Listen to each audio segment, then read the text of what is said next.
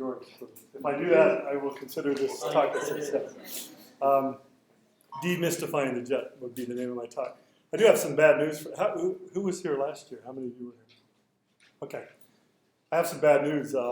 I crammed and I crammed and I crammed trying to get my slides down. And the rule for presenting is 1 slide per minute.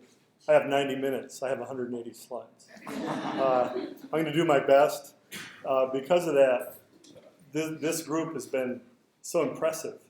I've never seen so much discussion in the main sessions as here.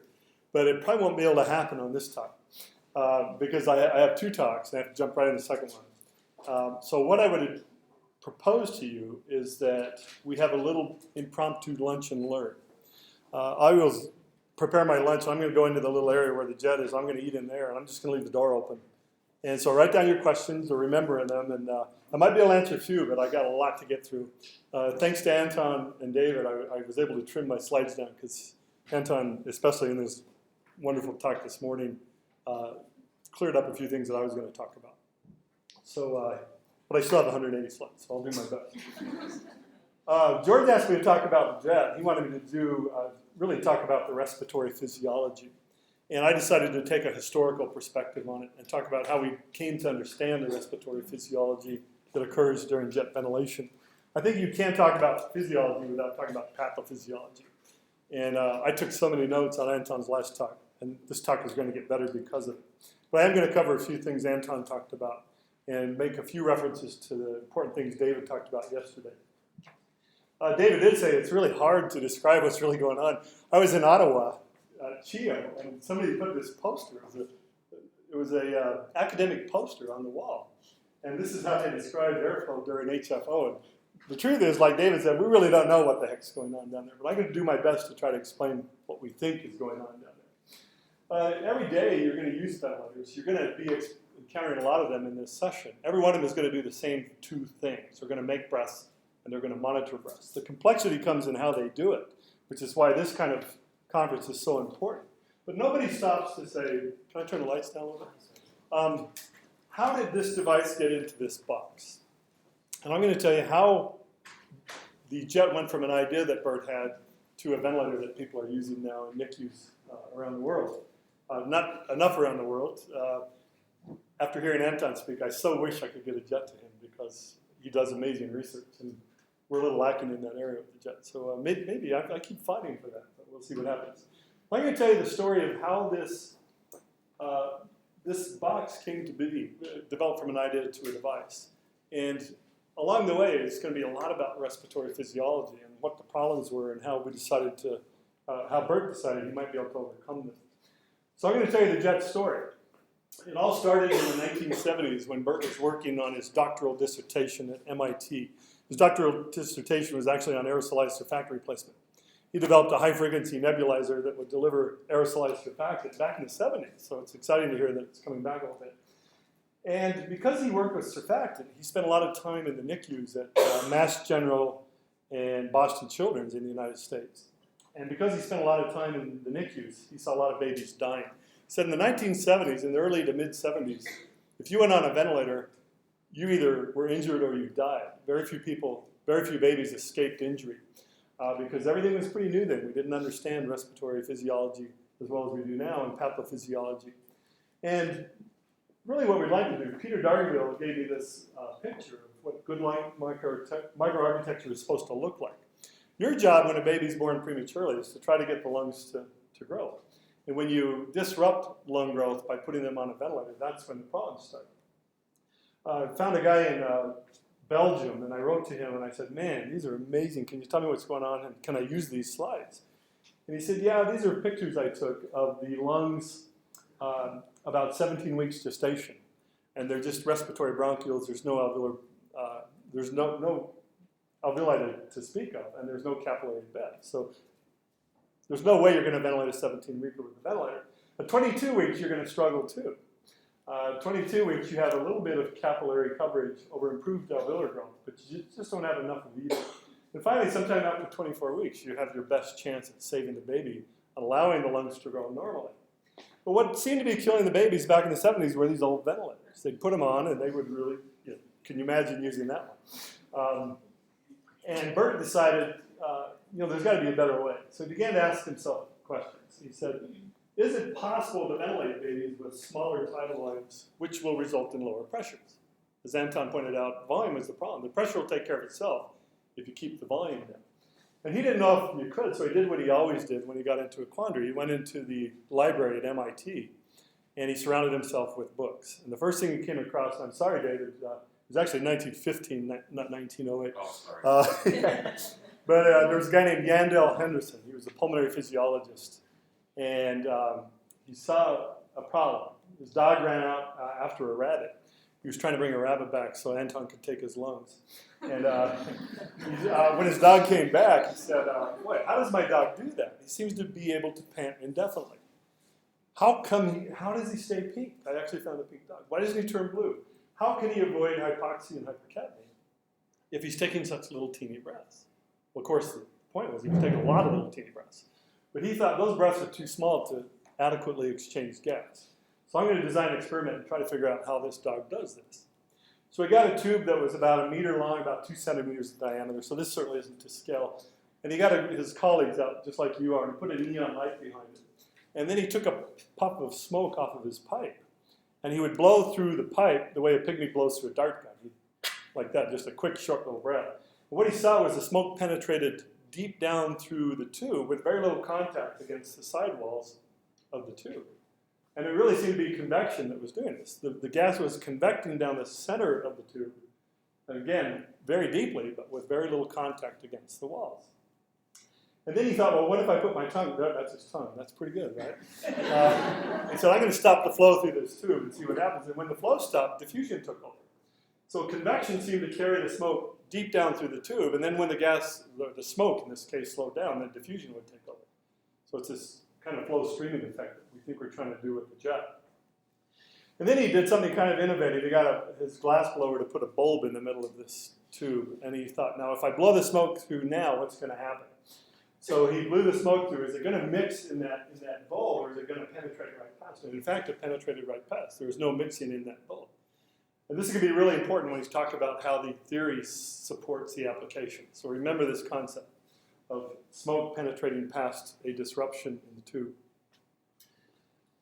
This is his original article, 1915, and in those days he didn't have things like CorelDRAW or Illustrator, so he had to make his own charts. And this is his actual drawings.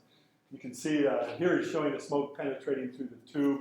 Here's when he put his tongue on it, it slowed down, and then here he actually sucked fresh air back in the tube with that same quick little burst.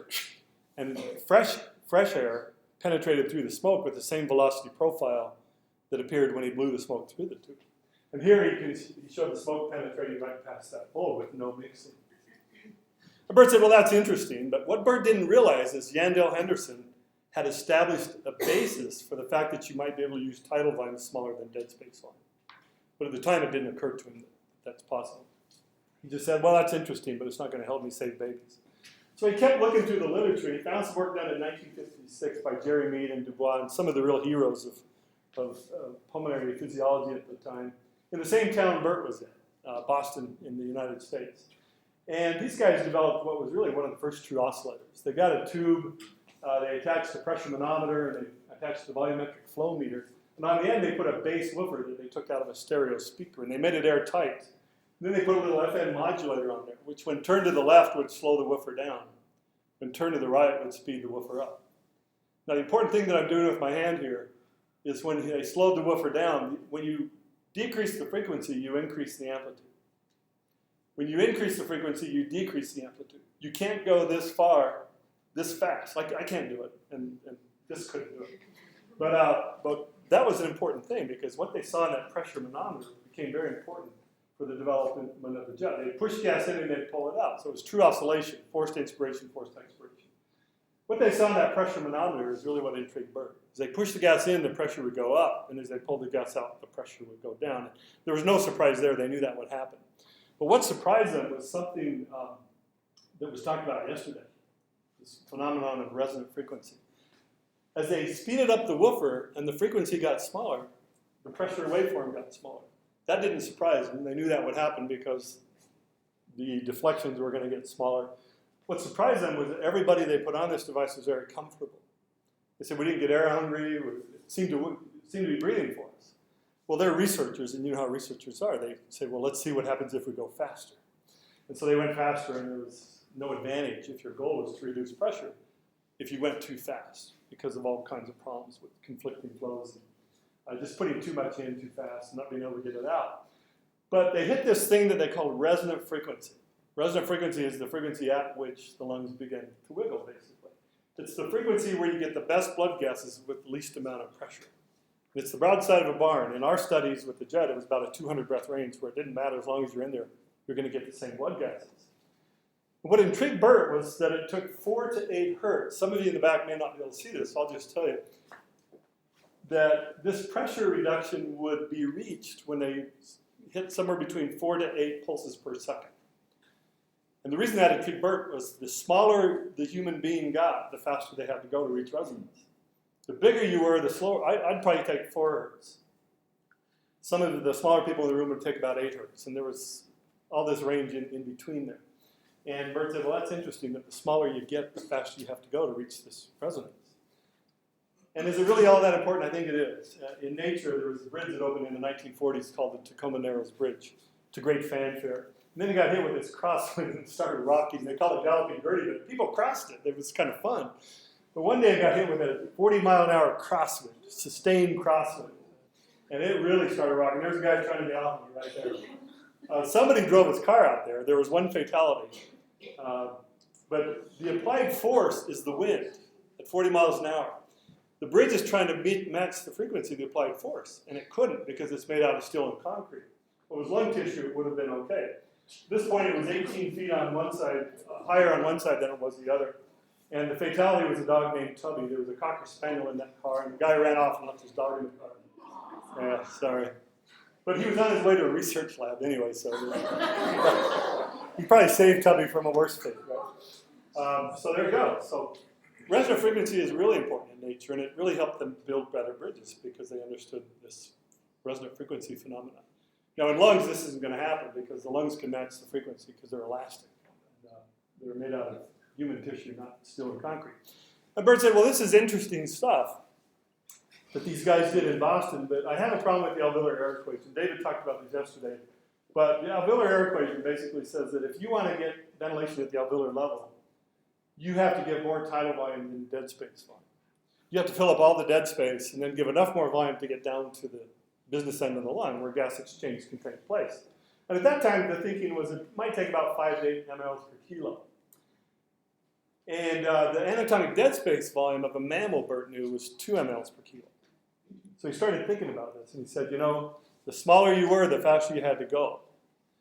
I'm not going to do adults, I'm going to do babies. I'm going to have to go really fast. I don't know how fast, but it's going to have to be faster than this. He estimated he'd have to get up to about 10 to 15 hertz to achieve that same phenomenon. So he started thinking about it, and he said, boy, I must be a mad scientist. I'm thinking about pushing 5 to 8 mLs per kilo in and out of lungs, not 4 to 8 times a second. On babies, I'm going to do it. This would kill a giraffe. You know, I'm going to hurt these babies. I'm not going to help them. So he kind of abandoned the idea, and he said, I just don't think you can do it. And he went back to aerosolizing surfactants. Because he said, here was the problem. You know, how do you possibly ventilate? I'm going to have to give tidal volumes that are smaller than dead space volumes. And physically, that's impossible. You can't do it, I don't think. So he abandoned the idea. And then he just stumbled across this article. It's Colonel Daniel Johnson at an Air Force base in Dayton, Ohio, in the United States, right, Patterson. And he was actually studying sound, decibels, infrasound. Remember the infrasonics ventilator that we talked about yesterday? That was named after this phenomenon. Infrasound is a low-frequency sound wave in the range of about 8 to 10 hertz. And you've all experienced it one time or another. Anytime somebody puts their finger in a wine glass and makes it sing, that's resonant frequency. But infrasound is when you've been in a car and you're going down the expressway or the freeway and somebody rolls down the back window and you hear that thumping. You ever heard that? And you have to roll up their window or roll down yours or something because it just drives you nuts. Well, these pilots at the Air Force Base, because of the integrity of their planes, were experiencing this low-frequency sound wave in the range of 8 to 10 pulses per second. And they were experiencing earaches, those that exposed to it longer were developed headaches. And if you're exposed to infrasound long enough, you'll get feelings of intoxication. And they said that's the last thing we want is fighter pilots flying over the United States feeling like they're drunk. You know. This isn't working. So he got a lot of money from the United States government to study this phenomenon. What he did was kind of interesting. I drew that chinchilla with Harvard graphics. That was pre-PowerPoint. I've kept that little guy around because I kind of like him. I can do a better chinchilla now. But he made a box that was airtight, and on the end he put a piston. And he attached it to a little flywheel. And he put a little baffle in there because what he's going to do is rotate this piston. And the piston's going to go in and out at whatever frequency he sets. And the idea was to bombard this little animal with sound in the range of 8 to 10 hertz, infrasound. That animal is going to experience that same thing you do when somebody rolls down their window for as long as he wanted to. So he put the chinchilla in this airtight box, which he couldn't see in the box. And he had the animal hooked up to some monitoring. And he got this wheel going, and when he got up to 8 hertz, when that piston was going in and out of that box 8 times a second, the animal stopped breathing. And he thought, wow, I've killed the little guy. You know, it's gone 30 minutes without a breath, he's dead. So he stopped the piston, he opened up the box, and the little chinchilla was just fine. I do make him look a little more nervous. You can see him right there. But he was alive, and he said, man, I didn't kill him. What's going on here?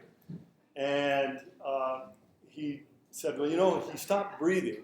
There was no respiratory rate, but I forgot to look at his heart rate. So he turned on the heart monitor, and he put the piston back in, he shut the door, and he started it going again. When he hit 8 hertz, the animal stopped breathing.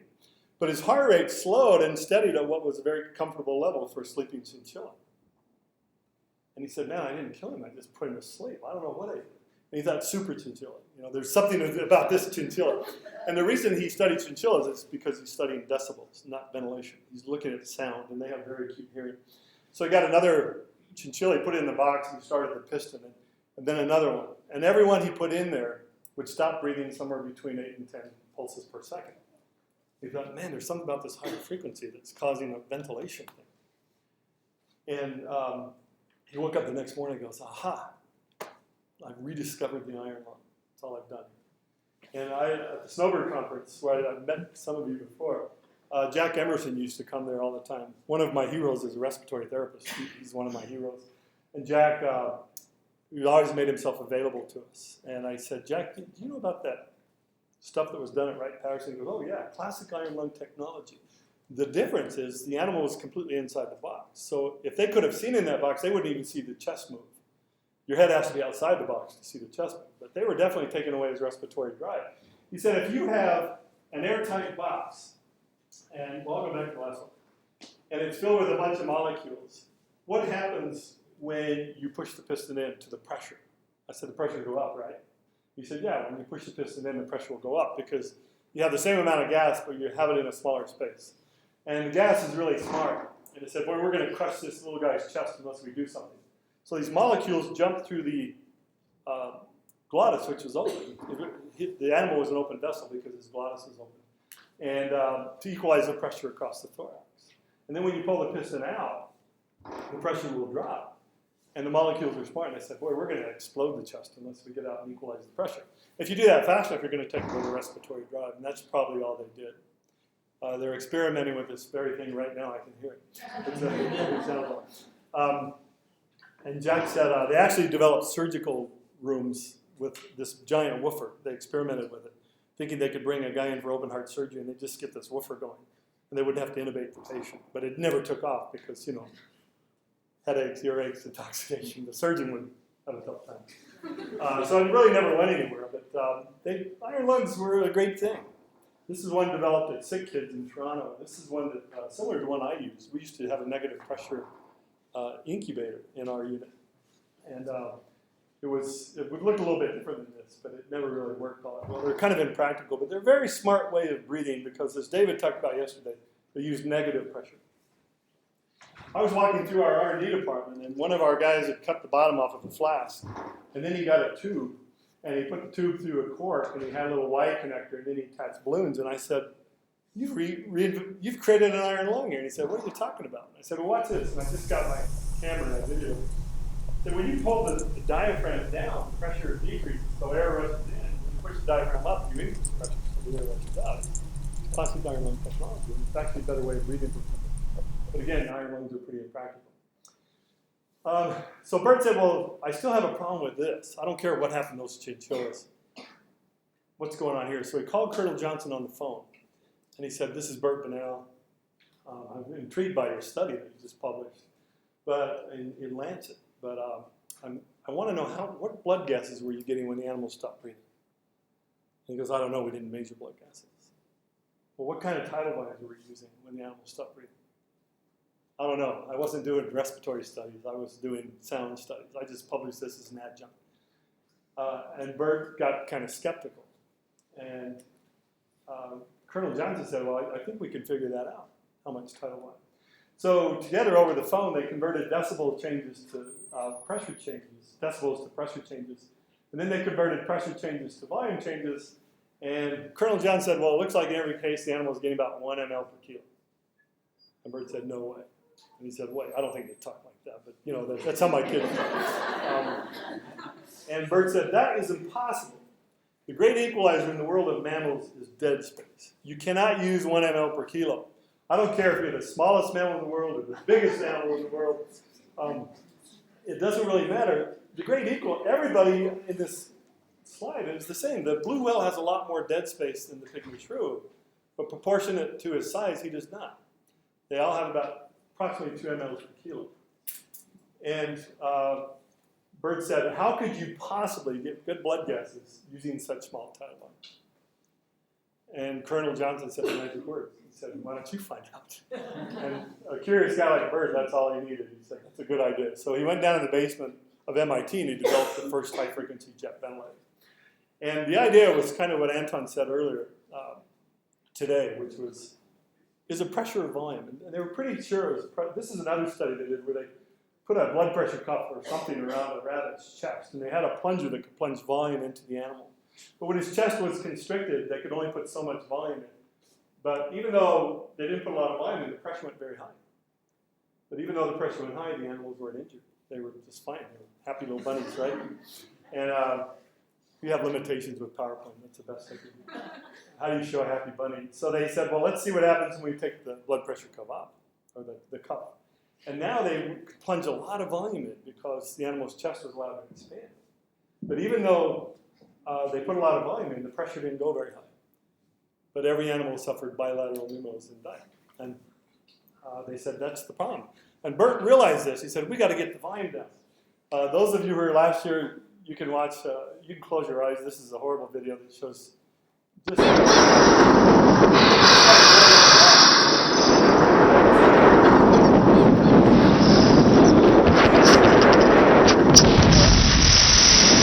Okay, that's not real, don't worry. But the point is big breaths hurt, right? You got to get the breath smaller. And Bert knew this, and he said, I've got to get the tidal volumes down because that's really what's hurting people. So he goes in the basement of MIT and he develops the first jet, and he puts it on animals. And this is kind of something that Venegas had described. What he saw was tidal volume as a function of frequency. He said, I'm going to start at kind of a normal rate, and then I'm going to gradually increase the rate. And I'm going to see when I get a normal blood gas how much tidal volume I'm using. So tidal volume is a function of frequency. And what he saw was as he increased the frequency, there was this precipitous drop in volume up to a certain point, which Venegas, I do believe, would call it corner frequency.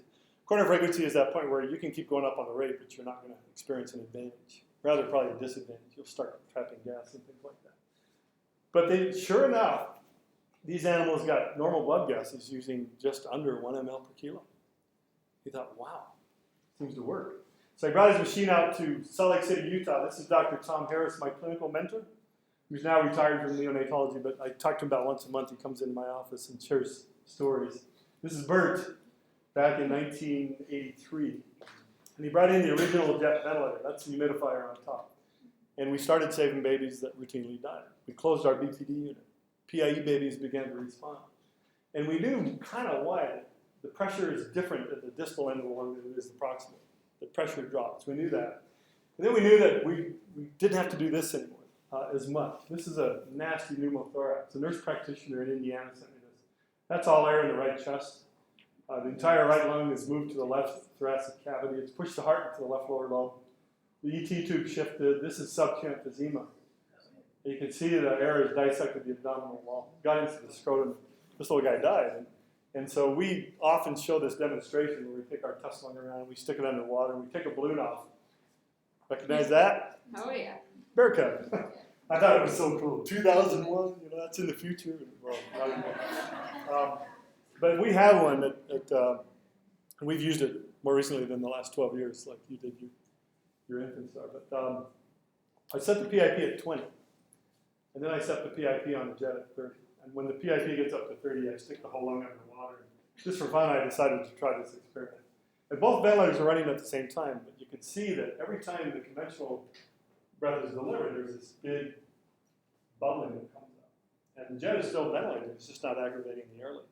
Partly because the jet doesn't like resistance, and that's water pressure is providing resistance. You can also see how lousy the jet is at recruiting alveoli. It's just not going to do it. That's why we use a conventional ventilator. But it certainly is gentle, and that's what we learned. It worked. But if you want to drive a researcher nuts, let him invent something that he doesn't know how it works. And Bert was going nuts. He said, I still don't know how this thing works. I'm glad that it does, but he looked everywhere he could to find an answer to how it worked, and he finally gave up and said, well, as long as it's saving babies, I don't care. And then he got a call from a guy in the Bay Area named Roger Ellis. And Roger said, I think I know how your ventilator works. And so Bert jumped on a plane, and he went down and met him. And his name, again, was Roger. And Roger was a kind of an interesting guy. He developed computer chips. And Bert's talking to him on the phone. He said, so what do you do? Are you a pulmonary physiologist? He said, no, I'm a chip designer for computers. And he said, what kind of computers? He goes, laptops. Bert said, what's a laptop? 1984. And so, well, they're going to be all the rage someday. Yeah, I'll believe it and see it. But how can you're interested in pulmonary physiology? And he said, well, as a hobby, in my spare time, I like to mathematically model gas flow through the lungs. So, you don't invite him to your party, right? But he's the right guy because he's passionate about this stuff. So Bert went down and took his engineer, and Roger brought a friend that was a mathematician as well. And this is what he told him. He said, to understand how the jet works, you have to understand the nature of flow.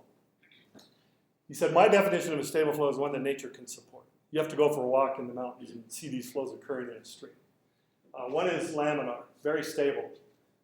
It's the Mississippi River. It's just a slow-moving river is a good example of laminar flow. Turbulent flow is rapids. It doesn't sound stable, but because of our definition, it is. You can sit there and watch a rapid all day because it's stable. But there's another kind called transitional. It's an unstable flow, and you found a way to stabilize it. And Bert said, I'm not getting this. And he said, well, again, laminar flow is a little faster down the center than it is against the middle. So if you throw a stick out in the stream, it's going to go faster if it lands in the middle than it will if it lands against the bank. So it has a parabolic or bullet-shaped velocity profile, where it's moving slightly faster in the middle than it is. It's kind of how a conventional ventilator works, big bolus flow, moving a little bit faster down the center of the airway. Turbulent flow, if you throw a stick out in there, it doesn't matter where it lands, because it's blunt or block-shaped velocity profile. What that means is it has the potential to go just as fast as any other stick. Wherever it lands, there's a potential, because it's moving through with this uniform lickety-split velocity. Transitional flow is kind of a transition between these two. If you take a stream and you start running it downhill, and this stream is going to speed up, and this little velocity, it's going to get longer and longer down the center. And just before it becomes turbulent, it's no longer laminar, it's transitional. So it has a spike-shaped velocity profile. What that means is gas is going much faster down the center than it is against the veins. And you're really not contacting the veins. And Bert goes, 1915, that guy named Henderson, that's exactly what he showed, and I ignored his work. You can't ignore that. Past research is really important. And he described it in 1915, and we just kind of forgot about it, even though we came across it. So Bert said, well, how does it do that? And I didn't know about transitional flow, and I said, well, really, when you were trying to jet the gas in, it was creating transitional flow. You use a little adapter, and what happens is the gas has to go from a big tube through a small tube. And the only way you can get through there is to speed up. So that truly is a jet nozzle like you put on the end of your garden hose. I always talk about 5 feet per minute. I'll turn this down a little bit. He comes in, but he forgot his nozzle. So here comes the water. The legs are in trouble, but he doesn't have that velocity. It just kind of boots out of the end. And Bernoulli, on his Italian, says, I forgot my nozzle, and he runs back and he gets it. And this time, the water comes through and says, what are we going to do? There's a restriction up there. How are we all going to get through there? And the smart molecules say, I don't know, let's speed up. So they speed up. And that's how you create a transitional flow. You've created something we call double helical bidirectional flow. Bert said, what? What is that? And why is it helping babies? He said, well, it's easy if you break it down. Double helical is two things swirling. Bidirectional is opposite directions at the same time. So what you're doing is when you shoot the gas through that nozzle, the gas accelerates. And Bert goes, aha, that's why we can use such small tidal volumes, is we don't have to fill up all the dead space. How long is that velocity profile maintained? And Roger said, I've modeled it at about 4 to 6 bifurcations, which is the bulk of the upper airway dead space. It's the biggest part of the dead space. And so Bert said that explains a lot. That's how you can use smaller tidal volumes. And you can also bypass things like TU fistulas. So sure enough, I get an email from Dr. Steve Dunn from Michigan in the United States in 2006. And he said, do you remember that kid that came in 1988? She had a whopping TU fistula. The surgeons wouldn't work on her until she doubled in size. She was 786 grams. And they said, if she gets to 1,600, we'll fix her. And the problem was she wasn't that sick. We just had this fistula problem. And we kept losing gas through it. So we started thinking about how the jet might work. And we put it on. And we bypassed it. We weaned the PIP from 31 to 12. And she stayed on 12 for about 100 days before they fixed her. She graduated from high school near the top of her class, and she's moved down to the state of Georgia, where she's becoming a nurse. And other than slight asthma and glasses, she's completely normal. And they wanted me to thank everybody, and they talked about you guys. I said, well, that's great, but I'm glass half full most of the time. But on these things, I'm glass half empty. Are you sure? 100 days is a long time, and she had some side effects. She had some consequences. And I thought, wait a minute. So I emailed Steve back, and I said, really? Glasses and slight asthma? Me too. The difference is she's smarter than I am. I was not near the top of my class. And double helical bidirectional flow means the flow has to come out. We don't suck the gas out. It comes out passively, and that's hard to do. The only way it can come out is to come out through the path of least resistance, which is around the end. So double helical bidirectional.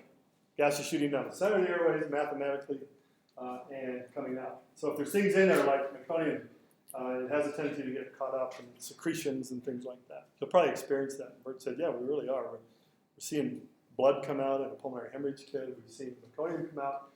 And so, wouldn't you know it, I get an email in 2009 from Ginny Tomlin, Cape May, New Jersey, United States. And she said, are you the puffer guys? We call it the puffer until 88. Her child was ventilated in 1987. And we said, yeah, we're the puffer guys. And she said, do you remember my kid? And I do. This was a meconium aspiration kid. He was ball valving and air trapping. And he was really on death's door. And he was bullying pneumothoraces. And they decided, we're not going to tell the parents we tried everything until we have. So let's throw the jet on. What the heck?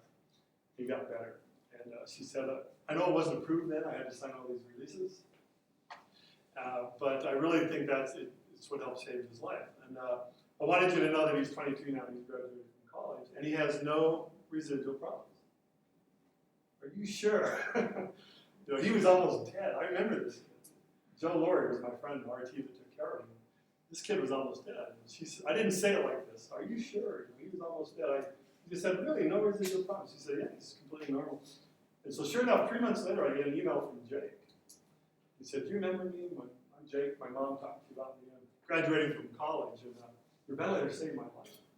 I want you to know that I incurred a lot of college debt. I was wondering if Manila would be willing to support me with an educational grant, but I thought, no residual problems, man. That's a normal kid. He's pretty smart. He's super.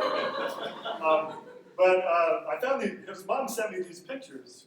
This was just pretty recent, 6/10/87. I could be meconium, but he got better, and they finally extubated him.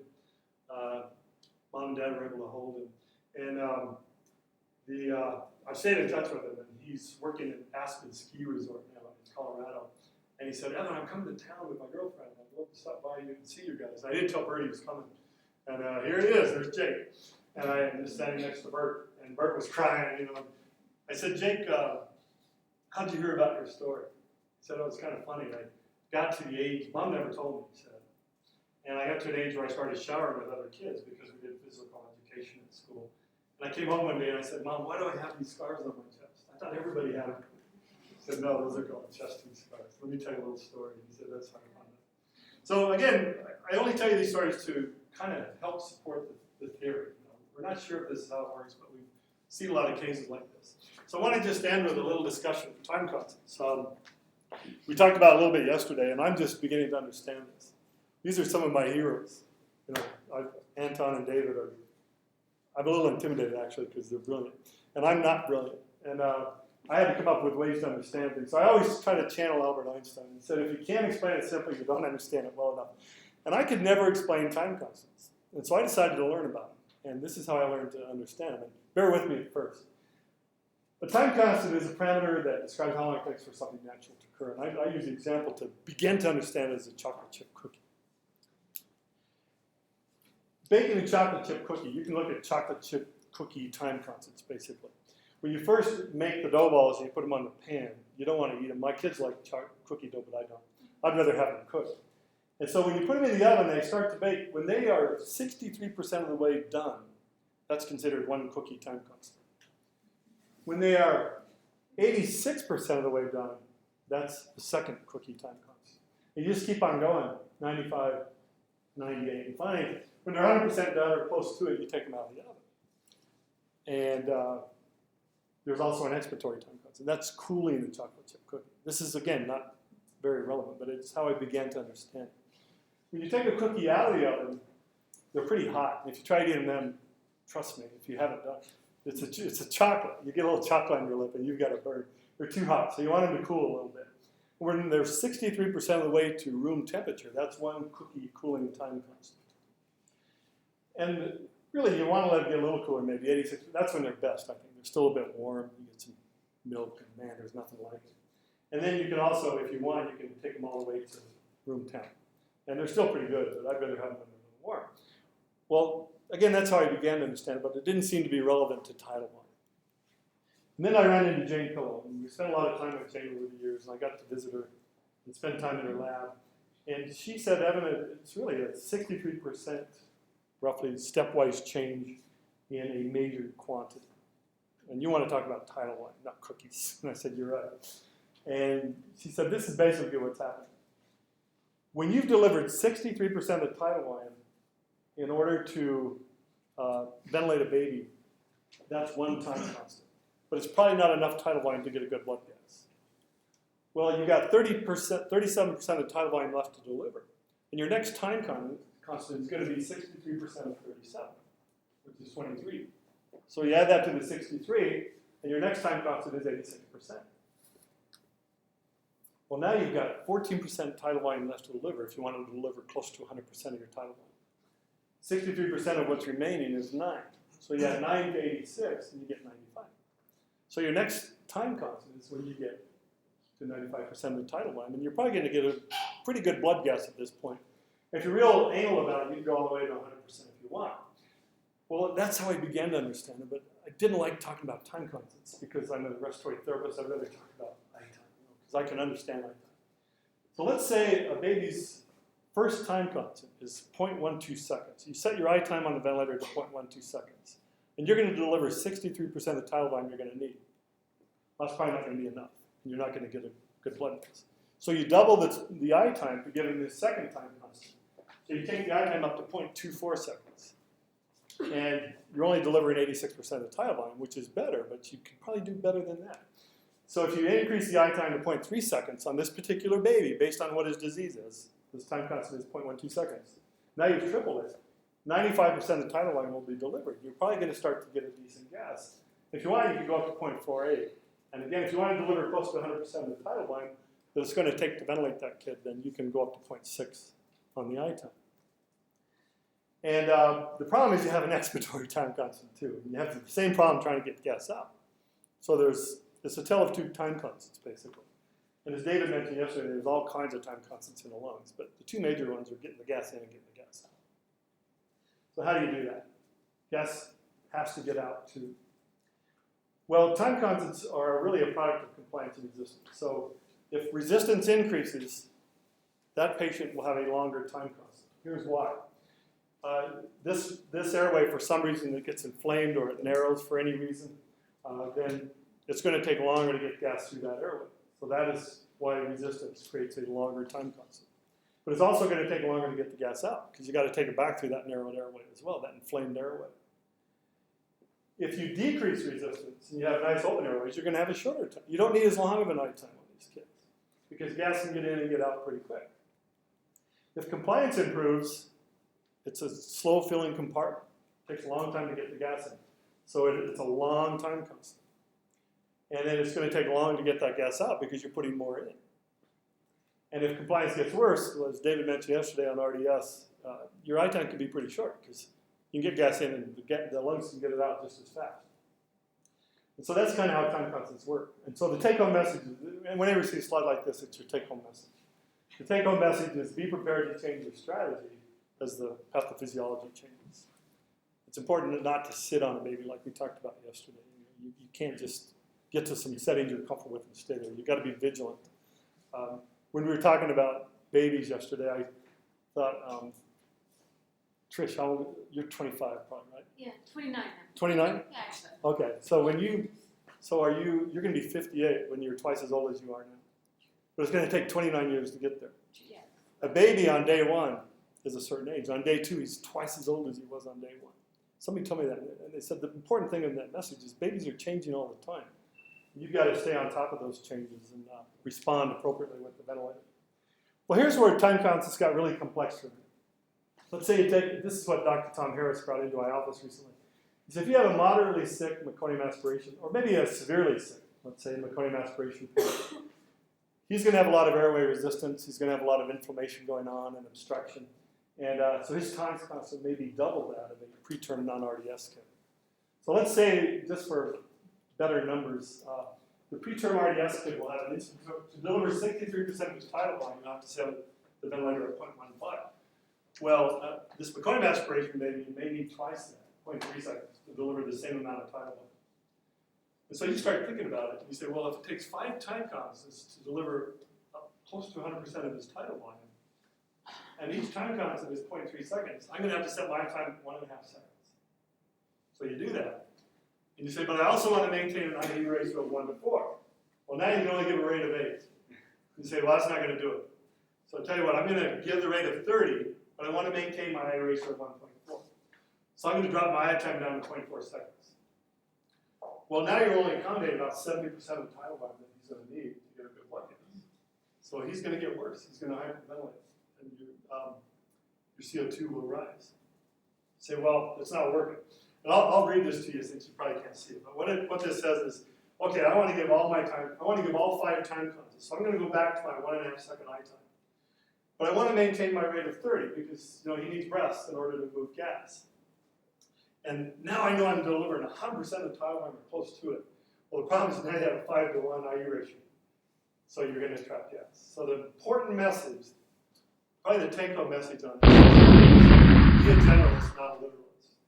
Just know that if babies have long inspiratory time, they'll need a longer I time. You don't have to be literal about it. You can be general, but adjust the I time accordingly based upon the disease. Never take a cookie-cutter approach to ventilation. Well, it turns out that they're pretty relevant to high frequency too, time constants. And this is my new revelation, thanks to Jane. The differences between an oscillator and jet are really important. For one thing, the oscillator has a fixed percentage I times. Typically, if you're on a 1 to 2, it's 33% of your I cycle is inspiration, 66% plus a little bit is expiration. The jet has an adjustable I time. What that means is when you lower the rate on the jet, then your IU ratio is going to get longer. With the oscillator, you have, unless you have a VN500 or a ventilator that does a 1 to 3 IU ratio, then you're probably stuck at a 1 to 2. So if you're at 6 hertz, this is how long your I time will be and how much tidal volume you're going to be getting.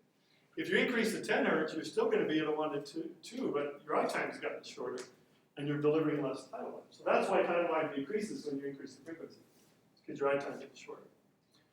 Well, lowering the rates on the oscillator will create bigger tidal volumes. Lowering the rate on the jet will create longer expiratory times. And so this is what happens. Here you can see we did the math on the 2 ventilators. And again, lowering the rate will give you a longer I time.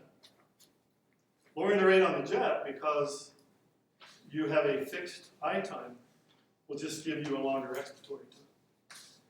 And when we looked at this, we thought, boy, we have to rethink how we're using these ventilators on certain diseases.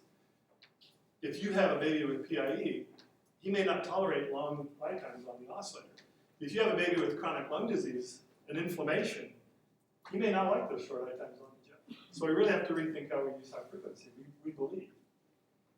This is what I mean. Let's say you're on the oscillator and you're up here at 15, somewhere between 10 and 15 hertz. Well, the beauty of that is it's really good for RDS because, as David mentioned yesterday, RDS, you don't need a very long inspiratory time. So your I time will be shorter because you're running at these higher rates. But the problem is your expiratory time gets shorter too. And that may not be enough time to get gas out. So you lower the frequency, and the beauty of that is you give a longer expiratory. But you also give a longer I time. So be careful. With the jet, if you drop the rate from, say, 420 down to 240, it's really good for PIE and gas trapping because you get all this expiratory time. But the problem is it may not be good for inflamed airways. The I time is too short. And so we really had to rethink how we use the jet, thanks to Jane and people like her. We always relied on this math. The beauty of the jet, is we thought, was that you use these small tidal volumes. And when you add that to very short I times, you create the lowest possible peak and mean ongoing pressures. Well, if that's all it took, every time I would do it. But if you're going to use small pressure, you have to use a lot of them, and that's where your minute dimension comes from. But this is always the gold standard for us. I just threw that on the last minute. This is king. We never changed I time. 0.02 is the magic I time. And then we met Jane Phillip, and she said, you guys have got to think about this. Even with these ridiculously small tidal volumes and these very short I times, that may not be enough time, depending on the lung disease. That's why you guys struggle sometimes with chronic lung disease.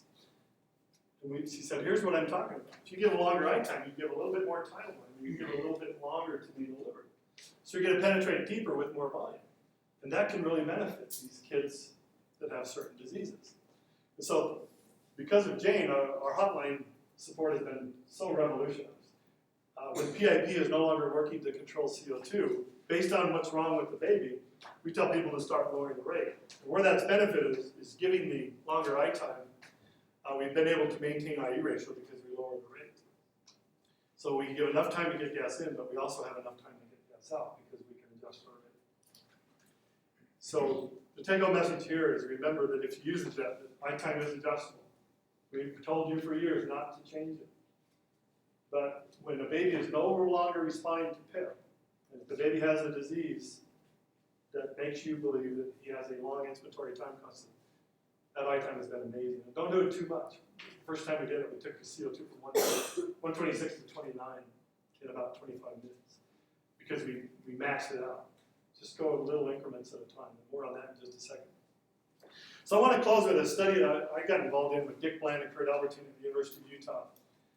This is a really good one. That, again, since I'm talking about respiratory physiology and pathophysiology and how the jet affects it, they were doing a study where they were looking for abnormal structural changes. Dr. Bland said an abnormal structural change is our euphemism for lung injury. It's normal for a lung to change as it grows, but if you make those changes abnormal, that's lung injury. And so what they did is they took lambs right from the get-go. They took them by C-section. I was there when we did it. It was pretty amazing. And they were given surfactant to simulate a baby being born prematurely, getting surfactant. Then he put them right on a ventilator at different settings. And Anton's stuff was so important this morning because we saw the same thing in the lab. In these lambs, a group of them went on a low-rate, high-volume strategy. And that was pretty awful. They had severe, irreversible chronic lung disease. These animals were ventilated for 28 days. And they would not survive much longer on the ventilator, let alone off. When they lowered the rate, when they lowered the tidal volume and gave a faster rate, they did much better. They had a 40% reduction in tidal volume. But as I told Dr. Bland, well, 40% is great. 60% of the lung is still injured. He goes, yeah, but we did some things in the lab you're not going to do. Like, we didn't make a ventilator change for 28 days, and that's not going to happen in the NICU. Said sometimes you can't go 28 minutes. All we adjusted was L5F2 to control oxygenation. But they did a lot better, faster rates and smaller volumes. And the best was when they went really fast and really slow. And what they found was that something Anton said this morning, I don't want you guys to miss this, is he said, no ventilator can prevent lung injury. They're invasive. And even the jet, we found that there was more edema than we would have liked. And Dr. Bland said it partly because I gave too much PEEP. When I took these animals by C-section, because you want to keep the lambs alive, I got aggressive. He said I would pick the PEEP right to 14, 12 to 14, right from the get-go. And when I lowered the PEEP, the edema would start to dissipate a little bit. So I probably used too much PEEP on these moderately sick RDS, surfactant treated animals. But they had that electrolysis, he said, I believe, because we didn't do a recruitment strategy. All we did is we cranked our PEEP up instantaneously. And I believe, he said, a lot of alveoli got left out in the rush to recruit. Some of them got left out. So I'll talk about it in my next talk. But the good thing is we had less atelectasis than either of the two conventional strategies. There's more uniform lung inflation. To me, these three words are the most important thing you can do on a ventilator. The more uniform your lung inflation, the better everything works, including the distribution of tidal volume, as Anton talked about today, where the gas goes. We had less scar tissue. We had less smooth muscle in the small arteries and the airways. Not really scar tissue, but problems. We had improved alveolar development. That's my favorite thing. I did the math on Vinny Butani's work, and I calculated that babies grow about 3.3 alveoli per second. So our job is to protect those little things and let them grow. Babies have this tremendous, they're born with promise and hope. And if we don't injure them with the ventilator, all the better. Go home with mom and dad, and that's a good thing. So my favorite thing that we did with high frequency was we allowed the alveoli to grow much more normally than they did on either conventional strategy. So the take-home message, sometimes it might be less invasive than conventional. And I think that's important. Somebody told me the other day, if you come into the NICU and a baby's on a conventional ventilator, he should be on there you should be asking two questions. Is he well enough to be on a nasal CPAP, or is he sick enough to be on an oscillator or a jet? But he certainly shouldn't be on conventional is more invasive than either. But there are things you can do with the conventional to make them less invasive. That's why I'm so glad you're all here to hear these talks today. That's the end of number one. Do you guys mind if I jump right into number two? Okay. We'll turn the page on talk number one. Start at talk number two. I put it in the same slide bin. The other thing George wanted me to talk about was optimizing the application. And this is where I took a lot of slides out because Anton's talk was so much better than I could do. But I will be talking a little bit about lung injury and why it's so important to optimize HFJV. So my agenda is going to be, I'm going to talk a little bit about the mechanisms of lung injury and echo a lot of the stuff Anton said this morning. I'm going to tell you, for those who don't know what it is, what the jet is. I'm going to talk a little bit about why the differences between the two are important. How you select patients for the jet. If you have both machines, when would you go to one versus the other? And then strategies. I'm going to end with a kind of a good overview of how to manage your ventilator when it's on a baby. So as I mentioned in my first talk, I think the global challenge to reduce lung injury is to do what Peter said. Peter Dargerdale said, you want the lung to look good. It should look like a sponge. And you don't want to hurt them with the ventilator. But the problem is babies don't always cooperate. They're supposed to go through a 40-week gestation. They should spend about 8 weeks as an embryo, about 30 weeks as a fetus, and they really shouldn't be born until about the last 2 weeks of gestation. But because we're all here today, we know they don't always wait. During that time, their lungs are going to undergo very important generational changes. And I've marked the real crucial ones with a little tick mark. And don't worry if you can't see the tick marks, because you'll see them drop down from here. The first important change occurs 4 weeks after conception, and that's where you get primitive trachea, followed by the bronchi and the bronchioles. And finally, at 16 weeks gestation, you have the terminal bronchioles. And you have basically about one generational change per week. So there are about 16 generations of lung growth. So you have the tracheobronchial tree, but you're not going to be successful with the ventilator. The next important change occurs after 16 weeks, and that's where you start to grow the respiratory bronchioles. And I showed you those pictures. These are what they look like. And you're not going to be successful with the ventilator. And even at 22 weeks, you're going to struggle. Unless you're in Amsterdam. In Netherlands, you won't struggle at all for 22 weeks. Not for very long. And this is why. They're really good. Most of them, you may hear about the miracle kid, but they are very rare. And most of them go on to have some serious problems. Jonathan Davis told me the only way we're going to prevent lung injury is to prevent prematurity. We're a long ways off from that. At 24 weeks is where you'd like to get them, past that. And that's when you start to grow the alveolar ducts, and alveoli start to grow on the ends. And then alveoli really begin to proliferate that last few weeks to get a baby ready for his first breath. Surfactant doesn't really kick in until about week 25. It ramps up slowly. So if a baby doesn't respond to surfactant, you're in trouble. But this is where you'd like to get at 25 weeks or more. So I really made this slide to remind you guys that you're heroes in a lot of ways. Babies are really hard to develop because of the way they grow. And because you send so many babies home with mom and dad, you should be proud of that. And don't never take it for granted. It's hard to save a baby. The reason why is because who knows what the most dangerous component of mechanical ventilation is? What would you guess? I was thinking it might be eye time. I saw a study that showed how dangerous eye time was compared to everything else. What's that? So also it's neonatology. Yeah, neonatology. Not a good one. No matter where I looked, it would always came back to this. That's the most dangerous thing we do is we intubate. As soon as you intubate, that's when you put the baby at risk of ventilator-induced lung injury. So the best way not to create injury is don't intubate. When you do, that's when all the problems start. Anton talked about this stuff, but I'm going to just kind of back up what he said. It's all true. If I had my way, I would invent a practical iron lung, but it's an oxymoron. You've never seen a kid being pushed around a mall in an iron lung, right? You've seen them with ventilators on their wheelchair, but never in an iron lung. But there's smarter ways of breathing because they use negative pressure. But instead, we don't do what nature intended. We put a tube in and we fill their lungs up. You're going to squeeze on things, not the least of which is the pulmonary vasculature in the heart. When you do that, you're going to struggle with this. This is the hardest thing we do with the ventilator. Those videos that Anton showed from Gary Neiman in Syracuse, some alveoli getting too much and others not getting enough. That's what happens. You've got to get the gas evenly distributed. If you don't, it's hard to do because you have a compliant alveolus and it's right next to a non-compliant one. Where's the gas going to go? It's probably going to go here, right? It's easier to go there. And when you do that, you're going to stretch. Stretch injury, you can create these stress fractures in the alveolar capillary interface. If you zoom in, you can see it's kind of a big deal. And Ira Scheivitz, a doctor that I work with in the United States, he sent me these. He said these are blood cells coming through these stress fractures one at a time. When you get blood into the air spaces and you get air into the tissue spaces, that's when you start to trigger that inflammatory cascade and all hell breaks loose.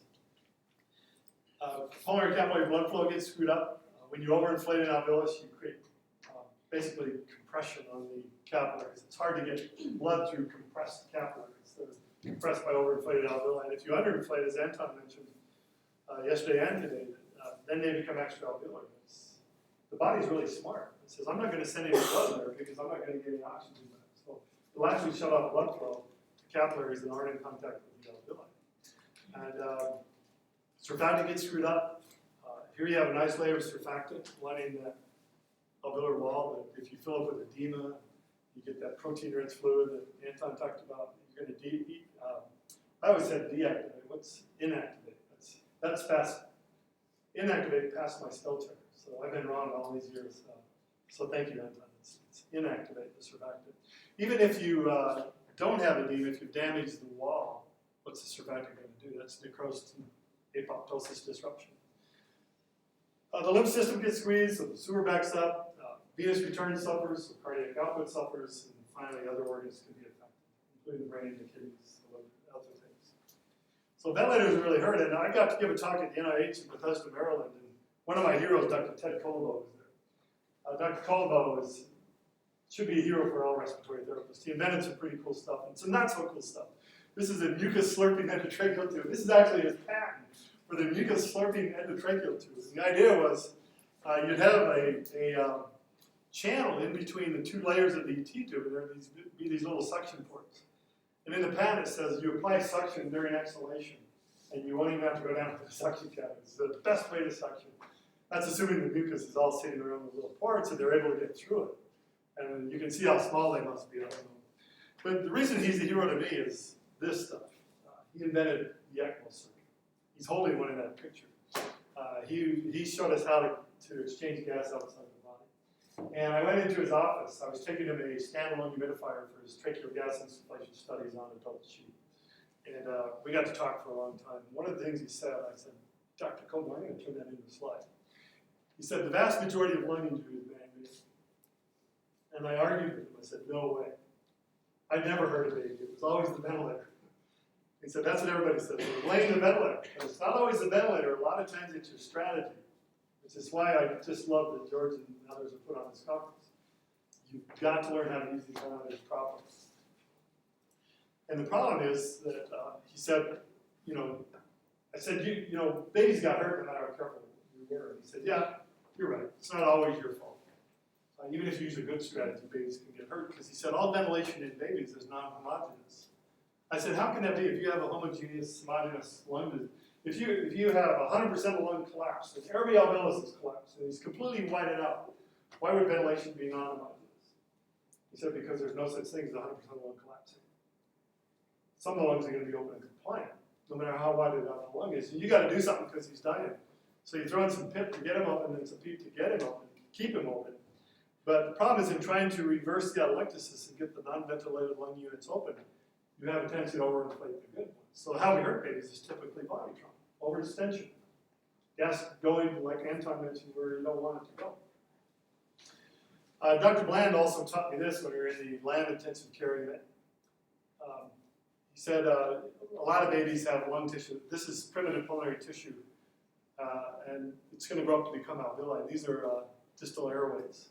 He said as the alveoli start to proliferate, they're going to surround all the airways. So you have alveoli everywhere. But inside is where we do the damage. This isn't a true depiction of them. I do have some microscopic photos of secondary crests. But he said inside are these secondary pulmonary crests. These little septa are tissue that is going to help exchange. It's going to help feed and provide nutrition and oxygen to the developing alveolus.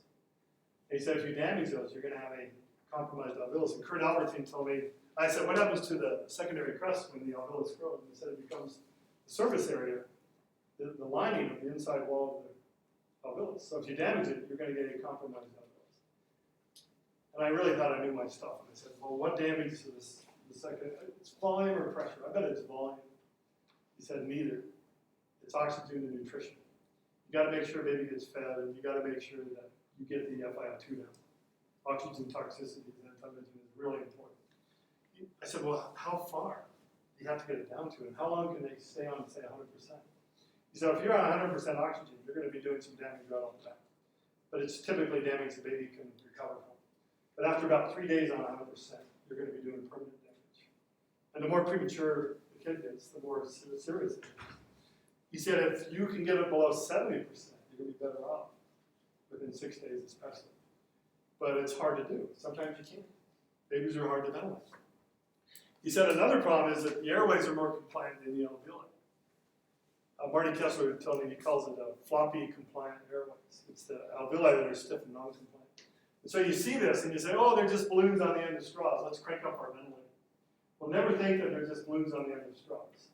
Because in this case, the straws are more compliant than the balloons. It's kind of like the balloons clowns blow. They're hard to blow up. You got to hit that opening pressure. But you have a tendency over, this is where a lot of PIE occurs. It's not because alveoli can rupture, but more often than not, it seems to be the distal airways, and that's when you get these problems. So if gas evaporated and went where we want, everything would be great. But it often goes where we don't want it to go, and that's when you get interstitial emphysema. Another problem is associated with ventilators. This was another look at body trauma. This is from the animal lab, Dick Bland's lab. And he said, this is really what you're looking for. Kurt Albertine took these samples, and Kurt said, this is really, really good lung tissue. This is the terminal bronchiole. This is the alveolar duct, and these are the alveoli.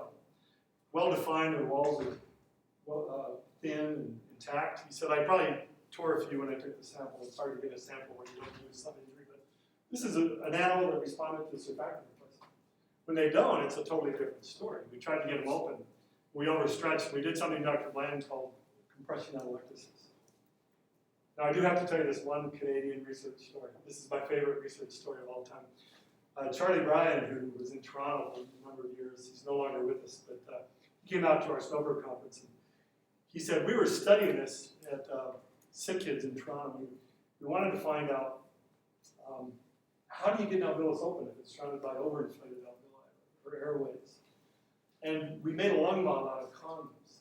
So we get condoms, we cut the tips off. We would wrap them around lure locks. We could make a ring of condoms. we put a collapsed condom in the middle, and we could inflate the entire ring or just part of it. And then when you inflate the condom, you'd see what happens when it's surrounded by alveoli that are either not inflated, underinflated, or overinflated. We're doing so much research, we ran out of condoms. So we said, let's get the Catholic guy, he's probably never bought them. So the Catholic guy in his research group said, yeah, I'll go get him. So he goes to the drugstore, and there weren't enough out there. So he goes to the druggist, and he said, I'd like a gross of condoms, please. And the druggist said, you want 144 condoms? He goes, yeah, I'm going to need them this week. He goes, wow. He said, do you want the regular tip or the reservoir tip? And he goes, I don't care, I cut the tips off. Are you sure you know how to use these? Oh, it's research, trust me. Anyway, one of my favorites, but it was important enough for Charlie to study. How do you get alveoli open? It's really hard to do. And by the way, here's what's happened in real time since that last time. In 15 minutes, babies have grown over 3,000 alveoli. So protecting them is really, really important. I've been showing this slide for you. I made it a long time ago, but I just love it because it's wonderful to work with babies because they have hope and promise. They're growing new lung tissue. This is a baby that we lost. Tom Harris brought this in, and he said you can see a dilated terminal bronchiole. These are overinflated alveolar ducts. The overcompliant alveoli coalesced, meaning the walls have ruptured, so you have these big distal alveolar blobs that were largely ineffective and gas exchange. And somewhere in there were alveoli that we just couldn't get to. And when this baby came to us, I remember this kid. He came in, and Dr. Harris diagnosed him as having RDS. And I think he was right. He's not overinflated. He's whited out. He said the problem is, I learned now, is that you can see the right and the left main stems. You can see other airways branching off. But he didn't respond to surfactant because we just barely got it. We probably didn't deliver it right. This is an old case. You typically don't see what is about to happen to this kid happen as much anymore. But we either screwed up on the surfactant or it didn't work. And we thought, well, there are balloons on the end of straws. Let's just keep cranking up. And we had to keep cranking up. We started seeing air bronchograms, evolving chronic lung disease, and we got this x-ray just before we allowed the baby to die in the mother's arms. It was a bad time for everybody. Dr. Harris was devastated. He followed the baby into autopsy. And I said, what's going on here? That's his lung? And he said, yeah. Lungs start to turn yellow when they get fibrotic and start to die. There's some pink in there. But I said, what are those blisters? Is that some kind of ischemic injury or oxidative? Did we do that with oxygen? He said, no, that's PIE. I thought, that's just in the interstitial space, I thought. He said, well, if it gets bad enough, you'll see it on the surface of the lung where we got these, that's how bad it was. And the dark red parts, he said, were hemorrhagic PIE, where he had some blood where it's not supposed to be. And he looked at him under the microscope. And this was the visceral pleura over here. These are pockets of interstitial emphysema and pockets of collapsed alveoli that we couldn't get to. I was on that. It was a horrible time. And he looked in the airways and he found mucus everywhere, plugs. And I said, these might be macrophages trying to break down the plug. It was just too much. And the kid probably had some pneumonia. Who knows? But we lost him. I said, how did we lose him? He said, we triggered the inflammatory cascade. So the take-home message here is sometimes it is a tool, no matter how you use it. So if a baby dies on your watch, and you've done everything you can, and you've done everything right, it happens sometimes, and you can't kick yourself too much. They're hard. Babies are hard to battle. If you're going to be successful, this is the last part of the talk, is you have to remember certain facts, and they will determine what your goals are. It turns out with oscillation, jet ventilation, and conventional, the facts and the goals are right there. Don Knoll told me this. He said, ventilator fact number one is the least traumatic ventilation occurs in the middle part of the pressure line curve. All that stuff David showed yesterday of the pressure volume curve that Ellis and Fraze did, that's important. The lungs are most vulnerable to injury during their recruitment phase. So when you're trying to get them open, that's when you're most likely going to hurt them. Those two facts can be shown here. You got a kid where you've dialed in your PIP and you've dialed up your PEEP, and somebody sees a little bit of that electrosis, and they overreact, they crank the PIP up. Here comes the breath. When you hit the opening pressure, the lungs open, and the alveoli inflate. But then you get that curve, and that's because you're overinflated. You get a little bit of volume back, but that's a big pressure cost to get that little bit of volume. It's not worth it. And then somebody panics. They're PEEPophobic, as we talked about, and they turn the PEEP down too far because they're afraid of 8 and they're afraid of 10. And they said, that's pressure. We got to get it down. When you fall below that closing pressure, you're going to collapse. So what Don was saying is, this is when you're most likely going to hurt a kid. So don't operate on the tips, rather in the middle here somewhere. And even if you're on high frequency, this is important. Because if you haven't recruited, you're going to be trying to ventilate a partially inflated lung. So make sure you're recruiting. This is stuff Anton talked about, which I won't go into because I have a limited amount of time. But your job is to hit that sweet spot. Anton mentioned yesterday, I think it was, that there's a U-shaped curve in pulmonary vascular resistance. If you don't have enough lung volume, you can hurt the lung. If you have too much, you can hurt it. And this is why. We talked about it earlier, that if you collapse and the vessels become extra-alveolar, you're in trouble. If you overinflate and compress the alveoli, you're in trouble. So your job is to try to get moderate recruitment of many alveoli, get more surface area for gas exchange. That's your goal. And something that I'm so glad Anton mentioned, I keep mentioning Anton, but I learned so much today. Don said that, remember that even if you're using a small tidal line, you're not out in the woods. And he described it best. He said if you only have 50% of the lung recruited, that's a 10 cc tidal line. Remember that alveolus that was overinflated? He was getting more like, in that video, they're getting 6 mLs per kilo. That alveolus was getting the equivalent more of 12. If the tidal line is not going in a uniform distribution, then you're going to injure it. And then apply love, which is my own concept. This was a concept I came up with, the laws of ventilatory efficiency. That's develop a specific strategy for a specific pathophysiology. These are laws. You cannot break these laws. Again, this is never take a cookie-cutter approach to ventilation. Always make sure you define the right strategy for whatever that pathophysiology is. Don't use the strategy on a kid just because it worked on the last kid. And then change the strategy as the pathophysiology changes. That's just as important. Just be vigilant. And then the last one is take my special sticker to everybody. When I was flying back from Sydney, Australia, I created a prototype of a sticker that I think should go on every ventilator. This is it. Safety first. Be careful. This machine has no brain. Use your own. I don't care how fancy these machines get. You're still the one putting them on. So be careful. Well, if those are the facts, what should your goals be? I think goal number 1 is to achieve uniform lung inflation. Everything will work better, including the distribution of tidal volume if you inflate the lung. Don't give too much PIP and make sure you have enough PEEP. Volume, same thing. Don't overinflate, underinflate. Oxygen toxicity, you want to keep that 502 down. And then as soon as you intubate, you should have a strategy for extubation. The job is to get that 2 down. But you want to do it early and appropriate. If you extubate too soon, you'll re-intubate. If you linger too long, you're going to put the baby at risk. So I'm going to skip all this because I can talk about it in my workshop. But I'm going to get right to patient management because I got the notice that I've got about 10 minutes left. So basically with the jet, just remember that you recruit with the conventional ventilator, you stabilize. There's a big difference between recruiting and stabilizing. I think that became clear over the last 2 days. Alison Frey said it's one thing to get the lung open, but you have to keep it open. You can recruit, but you have to stabilize as well. And that's where the PEEP comes in for the conventional. And then the jet is really what evacuates the CO2. So that's the basic strategy is use the conventional for oxygenation, use the jet for ventilation. I'm going to skip this real quick because I've got a little bit of time. This is really good stuff, but I'll talk about it in my workshop. How's that? How do I get it? Oh, I'm recording. That's okay. I can just zip through this stuff. I'll zip through it. Remember that whole concept of expiratory time getting longer and being stuck in the 1 to 2? Well, this was a study done by Philippe Friedlich and his group at Los Angeles. And what he wanted to do was take kids that had missed the ECMO window and they were no longer responding to oscillation. They had hit what he called the oscillatory wall. And he decided to try the jet. He trained under Bob DeLamos, but he thought, the jet has that longer expiratory time. Let's try it and see if we can minimize some of the barotrauma and oxygen exposure and volume trauma. He said, really, it was napotrauma. That higher than air pressure is what was hurting us. So these were the kids. They were stuck on for quite a while. When I took the highs and the lows out, because 36.1 days is how long they had averaged stuck on a ventilator not going. The key is they hit the wall. They weren't getting sicker. They weren't getting better. They were just stuck. And I took the high and the low out because 115 days is a long time. And they still averaged about close to 30 days on ventilators. And that's why he said, we got to get them home. So what he did was he started the jet, and he experienced an instantaneous almost over the first hour or two drop in mean air pressure.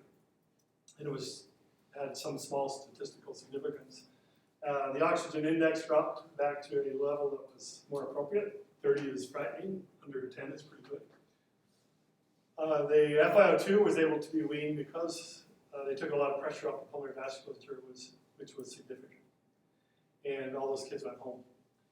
The conclusions were that, all except for one, he had died of sepsis, is that the jet seems to be able to get rid of the gas trapping, and there were no complications. So I really want to get to the meat of the whole talk, which is, I'll skip through this. I'm so sorry about this. I knew I had too much, but the important stuff is coming right up after this, and then I'll stop. This just shows start earlier rather than later, and you'll have better luck. Don't wait until a baby's been injured by another ventilator. So here's what I really want to talk about. How do you select patients? I went down to Utah Valley Medical Center where they used to train people around the world, kind of like Anton's group in Amsterdam. People would fly in to learn about the oscillator. And I'd much rather go to Amsterdam than Provo, Utah. But I did go down to Provo, and I said, why do you guys use the jet at all? You own 3, you rent all the time, but you're wonderful with the oscillator. It's a great machine. You're really good at using it. Why would you use one over the other? And they said, well, we really like it for air leaks. Remember that underwater test line demonstration? That was really important. Just getting some of the pressure off and being able to avoid gas trapping was important for air leaks. We really like it for excessive secretions. That thing you talk about where the gas comes out. We see stuff come out all the time, including meconium and mucus. We really like it for hemodynamic compromise. We love the oscillator, but if we're giving lots of dopamine, we know why. We actually did ultrasound. We saw it dilated inferior vena capable of the diaphragm. And so we switch to the jet if we can't get the mean air pressure down. And if we give surfactant on the oscillator and it works, and the baby responds, but we can't wean effectively enough, and he's not well enough to be extubated, we'll switch to the jet if we're gas trapping. This just has gas trapping. Then the last one says, if everything else fails, why not? If the baby's failing the jet, we'll switch to the oscillator. We just don't give up on a kid until we know that we've tried everything. But sometimes we like the oscillator better because we can get better uniform lung inflation. We like being able to recruit what they call the architecture of the lung just by cranking the mean air pressure up. And in closing, I'm just going to very quickly cover how to use the jet. A friend of mine said it best. He uses both machines at Johns Hopkins in Baltimore in the United States. And we were driving around one day, and he said, you know the best thing about the oscillator? And I said, what? He said, only $2. You know the worst thing? Yeah, that's what he said, only $2. What do you mean by that? He said, oversimplified. It's never that easy. And he said, you know the best thing about the jet? And I said, what? He said, all kinds of things to adjust. I said, you're going to tell me that's the worst thing too, right? He said, yeah. Oversimplified, overcomplicated. And I thought he's right. You know, the jet is very complicated because there's 2 machines. So I decided in closing, I'd just like to break down each parameter. PIP. The conventional PIP has one objective, and that's to reverse atelectasis. You saw when I put that lung underwater that the jet will not get the alveoli open. So you got to do that. So set the PIP wherever it needs to meet its objective. It doesn't matter if the PIP is 15 or 29. 29 was the average opening pressure in one study we did with on babies that had failed 2 doses of surfactant, randomized controlled trial. And but that doesn't mean everybody's going to open at 29. That was just the average. But just set the PIP wherever it needs to be to get the lung open. The jet has one objective on its PIP too, and that's to control CO2. It will not reverse atelectasis. So set the PIP wherever it needs to be to meet its objective. So again, the jet PIP should be wherever it needs to be to get the CO2 you want. The conventional PIP should be wherever it needs to be to reach the opening pressure of the atelectatic alveoli. And I love what David said yesterday, and that's only do a recruitment strategy if the lungs are recruitable. Rate, conventional rate, we usually use 4 to 6. We used to say up to 10, but we found out from Jane Pillow that it was through some bronchoalveolar lavage and looking for inflammatory markers that 5 breaths are a lot worse than CPAP, even on the jet. So try to get to CPAP if you can. Once you've optimized peak, you won't need any side breaths. Then always try to stay on CPAP if you have injured lungs or airway babies. This is funny. I got a guy that called the hotline and he said, I thought the jet was supposed to be good for PIE, and I said it is. And he goes, we're causing it or curing it. So I knew he was in trouble. And I said, curing it? What's going on? And he said, well, this kid's been on the jet for 2 days and the PIE hasn't budged. And I said, tell me about your settings. And he's managing the jet beautifully. And I said, how about your conventional ventilator? He said, well, I'm on a background rate of 5, and I stopped him right there. I said, why are you on 5 background breaths for PIE? He said, that's just our protocol. We wrote it into our protocol. Every kid goes on 5 breaths. Cookie cutter medicine. And I said, he said, it's only 5 breaths. So I got out my calculator and I ran the numbers. And I said, you realize 5 breaths per minute, 7,200 breaths in a 24-hour period? Your kid has gotten almost 15,000 of these. That's why the PA's not getting better. I was blown away when I did the math, but it's true. The jet, we typically start at 420 and then we lower if gas trapping is a problem. PICUs, we typically go lower because longer expiratory time constants. We lower when gas trapping is a concern. We like to lower the rate because we can give a longer expiratory time. And we also lower the rate when we're weaning. Jane Pillow talked about diaphragm dysfunction, where the diaphragm is a muscle and it needs to be exercised. They're easier to extubate these kids. They breathe a little on their own. But to do that on the jet, we try to get the rate down if we haven't already. The eye time, generally we use longer eye times if we're trying to recruit, shorter eye times if we have airplanes. On the conventional ventilator. The jet eye time, we always started at 0.02 seconds. That was the secret. Short eye times were magical, but we're learning what Jane taught us is sometimes we need a longer eye time. Then Molly Seisha taught us that she went to a lecture and she came back and talked to us in Washington, D.C. at the PAS. And she said there was an anesthesiologist that said we're probably recruiting kids improperly. We give this short, eye time, high pressure breath. We don't do it like an anesthesiologist. If you go into an OR, they aren't going like this. They're going like this. Low pressure, sometimes they'll go 20, 30 seconds, then they'll release. I said, are you suggesting we give a 30-second eye time? And she said, no, but this just jumps you up in the injury zone. All that gas is just going to the already recruited alveoli, and you're going to hurt them. What if we set a 3-second eye time, but kept the pressure really low? Well, what if you have to go up on the peak? Doesn't matter, you're still below this zone because you're not jumping up there. And Jane Pillow sent me an email and she said, Evan, I couldn't oxygenate this kid. Here's what I tried. Is anybody doing this? So she did exactly this and it really seemed to work. And so even if you raise the PEEP, if you keep your PIP low, then you're going to be okay. And then the jet will just kind of wiggle across it. It's CPAP with a wiggle basically at this point. So I wanted to show you Art Slutsky's video. Here he kind of shows what we're talking about. He recruits the lungs slowly because he has enough PEEP. But if you watch, he's given a 3-second eye time on a low pressure. For the duration of the eye time, the lung continues to recruit. That's not going to happen on 45 seconds. He's given a 3-second eye time. So this is a very intriguing strategy. Okay, conference recruitment. I recommend it at this point.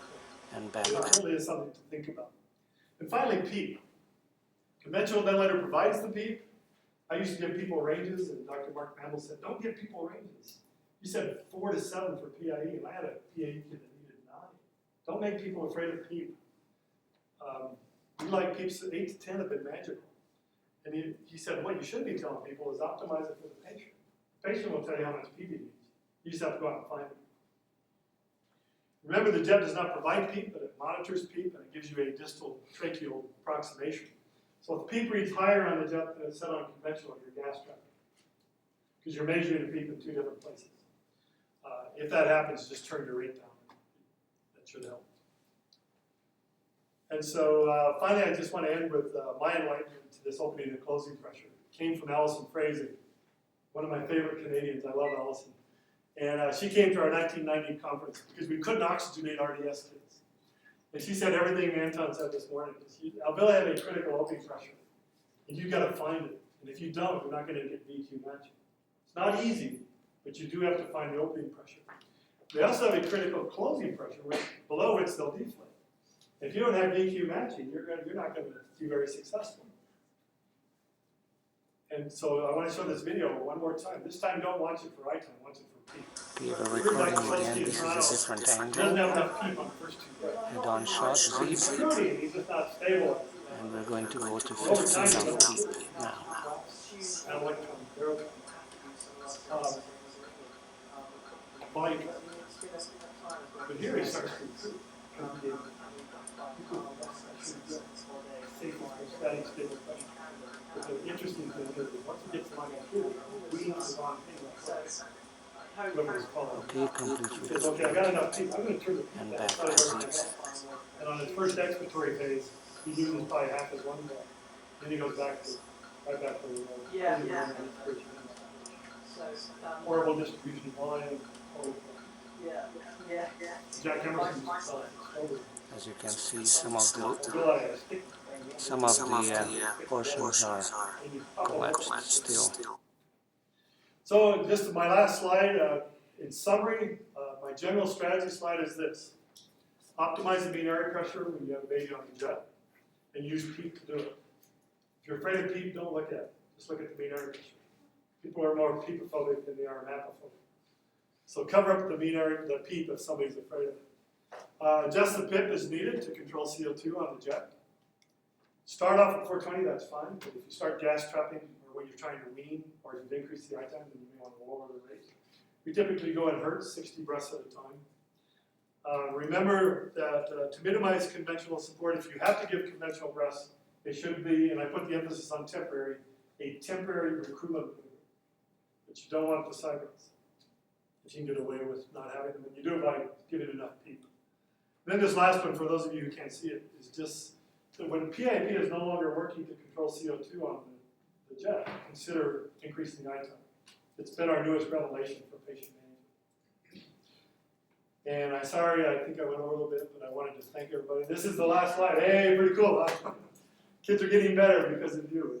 They have potential, they have hope, and they have promise. When my own baby got RSV, I was devastated because I knew she had necrotizing bronchiolitis. And I called Alan Spitzer on the phone. He said, she'll be fine. She'll cough up dead cells for about 3 months. She'll turn blue, maybe 5 months. She'll desaturate. You'll have to put her on oxygen, but she'll be fine. I said, boy, you're making me feel great. He said, no, she's growing new lung. That's the beauty of babies, and it really is. So, go out there and take care of them. I thank you all for allowing me to go over time.